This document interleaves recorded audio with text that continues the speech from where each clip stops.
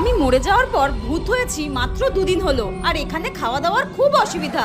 একটা মানুষ গেলে যে তার ঘাড় মোটকে খাবো তারও উপায় নেই, কারণ এই নিম গাছটা নিচ দিয়ে কোনো মানুষই যায় না। খিদেতে আমার নাড়ি ভুড়ি একদম চটকে যাচ্ছে, মনে হচ্ছে নিজের চুলটাই কামড়ে খাই। হঠাৎ একটা পেচি ভূতকে সামনে দিয়ে যেতে দেখি, আর আমি তাকে ডাকি।